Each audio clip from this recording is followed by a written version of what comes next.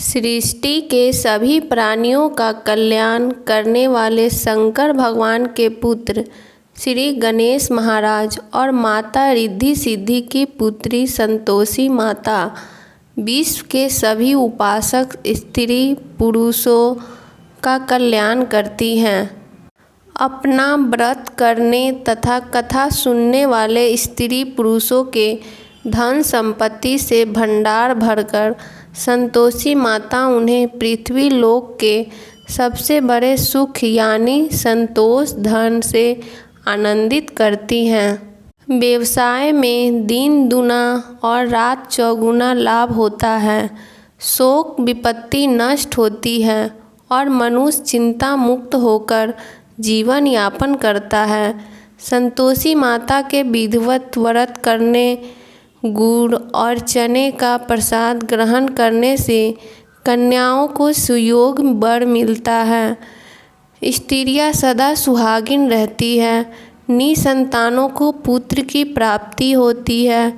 जीवन में सभी मनोकामनाएं संतोषी माता के व्रत से पूरी होती है। बोलो संतोषी माता की जय। संतोषी माता का व्रत शुक्रवार को किया जाता है। शुक्रवार को सूर्योदय से पूर्व उठकर स्नानादि करके मंदिर में जाकर संतोषी माता की पूजा करें। पूजा के समय एक कलश में ताज़ा स्वच्छ जल भरकर उस कलश पर एक पात्र रखें और उस पात्र में गुड़ और चने भरकर रखें। घी का दीपक जलाकर संतोषी माता की कथा सुनें या स्वयं पुस्तक पढ़कर उपस्थित भक्तजनों को व्रत कथा सुनाएं। संतोषी माता की व्रत कथा को सुनते अथवा दूसरों को सुनाते समय गुड़ और भुने हुए चने हाथ में रखें। व्रत कथा समाप्त होने पर संतोषी माता की जय बोलकर उठें और हाथ में लिए हुए गुड़ और चने गाय को खिलाएं। कलश पर रखे गए पात्र के गुड़ और चने को प्रसाद के रूप में उपस्थित सभी स्त्री पुरुष और बच्चे को बांट दें। कलश के जल को घर के कोने कोने में छिड़ककर घर को पवित्र करें। शेष बचे हुए जल को तुलसी के पौधे में डाल दें। संतोषी माता के व्रत में खटाई का किसी भी रूप में प्रयोग नहीं करना चाहिए।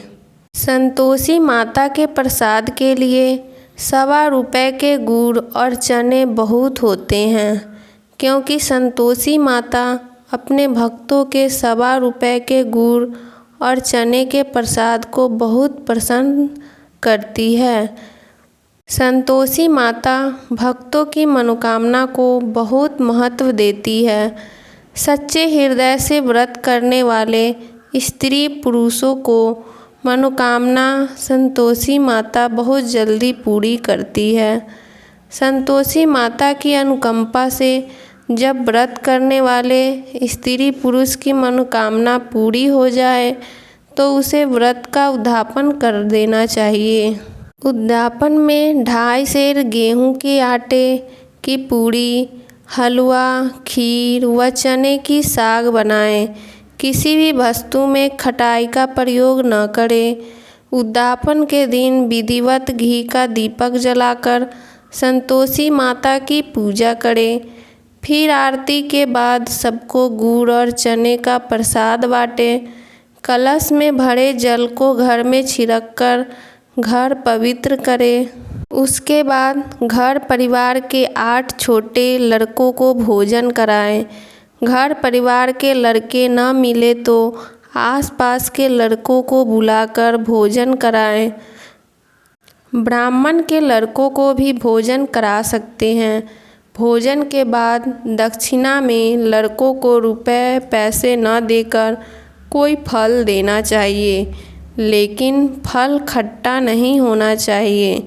व्रत करने वाले स्त्री पुरुषों को दिन में एक ही बार भोजन करना चाहिए।